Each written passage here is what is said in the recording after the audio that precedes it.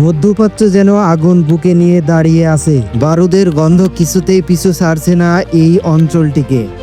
আজও মধ্যপ্রাচ্যের আকাশে বাজছে যুদ্ধের দামামা। ইরান ইসরায়েল যুদ্ধের মাস পেরোতে না পেরোতেই দুই পক্ষ সরগরম হুমকি আর হুঁশিয়ারিতে। সম্প্রতি ইরান জানিয়েছে অক্ষত আছে তাদের ক্ষেপণাস্ত্র ভান্ডার, প্রস্তুত আছে আকাশ প্রতিরক্ষা ব্যবস্থাও। তাই শত্রু যে প্রস্তুত থাকে, নতুন কোনো সংঘাত শুরু হলে এবার ধ্বংসযজ্ঞে উড়ে যাবে শত্রুর ঘাঁটি।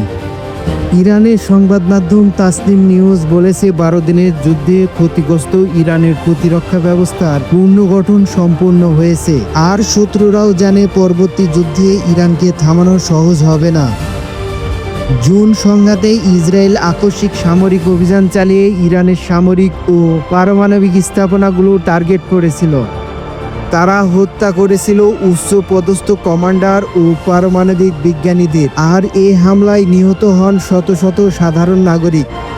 পাল্টা জবাবে ইরানের ক্ষেপণাস্ত্র হামলায় প্রাণ হারায় 29 জন সাধারণ ইসরায়েলি বেসামরিক নাগরিক। ইরানের সরকারি হিসাব অনুযায়ী এই যুদ্ধে নিহত হয়েছে 1062 জন। এর মধ্যে 886 জন সামরিক সদস্য ও 276 জন সাধারণ মানুষ। 22 জুন সংঘাতের শেষের দিকে যুক্তরাষ্ট্র ইস্পাহান, নাতানজ ও ফর্দো পারমাণবিক স্থাপনায় দীর্ঘপাল্লার বোমারু বিমান দিয়ে ও সাবমেরিন থেকে হামলা চালায়। মাত্র 2 দিন পর 24 জুন যুক্তরাষ্ট্র যুদ্ধবিরতি করিয়ে দেয়।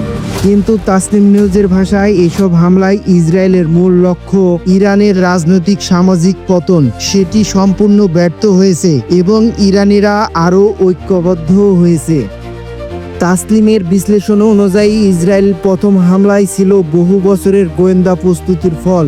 এমন অপারেশন পুনরায় সাজাতে সময় লাগবে আরো বহু বছর। তাই তারা দ্বিতীয় দফায় হামলার মতো অবস্থানে নেই। এরই মধ্যে ইরানি বিশ্লেষকরা প্রকাশ করেছে যুদ্ধের সময় ইসরায়েল ইরানের বিমান প্রতিরক্ষা ব্যবস্থা হ্যাক করে দিয়েছিল, আর সক্রিয় হওয়ার সঙ্গে সঙ্গে 100-র বেশি ক্ষেপণাস্ত্র লঞ্চার বিস্ফোরিত হয়। তবুও ইসরায়েলের দীর্ঘমেয়াদী বিনিয়োগ আর গোয়েন্দা নেটওয়ার্ক এই যুদ্ধে কার্যত ভেঙে পড়েছে।